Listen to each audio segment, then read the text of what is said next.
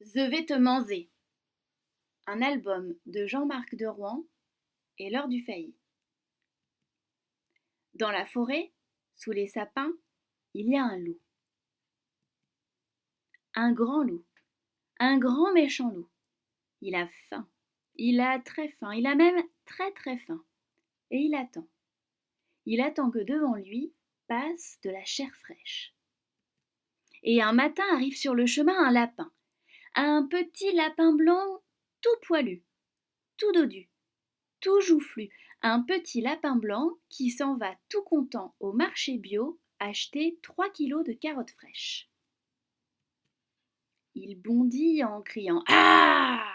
Je vais te manger, petit lapin blanc. Je vais te manger tout de suite. » Attends, grand méchant loup, attends. Tu peux répéter ce que tu viens de dire? Bah oui, j'ai dit « Je vais te manger, petit lapin blanc. Je vais te manger tout de suite. » Oh, toi, à mon avis, tu as un cheveu sur la langue. Ça doit te gêner. Allez, grand méchant loup, ouvre la gueule pour voir. Ah, mais non, ouvre plus grand, je n'y vois rien. Ah! Eh bien voilà, j'avais raison. Tu as un cheveu sur la langue. Et puis un gros, dis donc. Un très gros, il est même énorme. Ne bouge pas, grand méchant loup. Reste comme ça. Je vais chercher une pince à épiler et je reviens tout de suite pour te le retirer. Surtout, ne bouge pas. D'accord, mais vite. Hein, quoi? Qu'est-ce que tu dis? Je dis d'accord, mais je vais pas rester comme ça encore un moment. Le loup attend.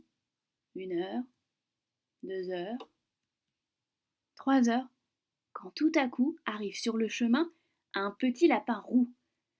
Ah, je vais te manger, petit lapin roux. Je vais te manger tout de suite. Oh lui, tu sais pas y faire. Tu n'y connais rien, grand méchant loup.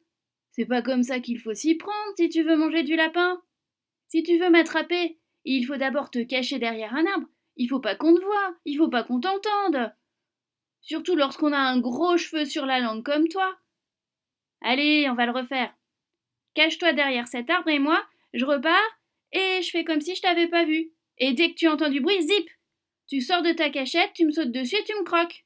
D'accord? C'est d'accord. Oh bah toi, dis donc, t'es gentil quand même, hein? T'es un gentil petit lapin roux.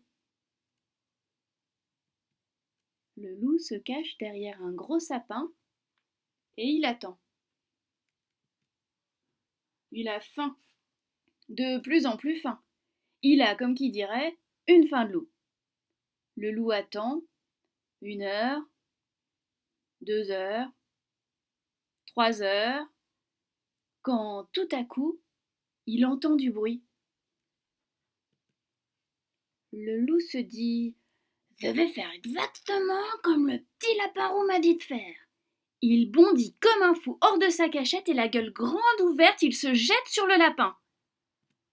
Sauf que le lapin, s'il est bien roux, il n'est pas petit.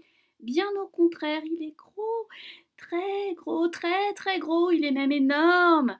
Et il n'aime pas qu'on lui morde les fesses. Excusez-moi, monsieur Ours Brun, je me suis trompée. Je vous ai pris pour un petit lapin roux. Un tout petit lapin roux.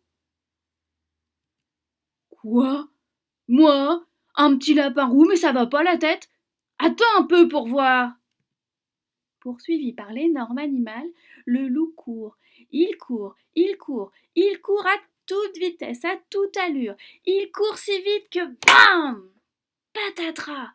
Le loup est arrêté net par un énorme chêne qui se trouvait là en plein milieu de son chemin.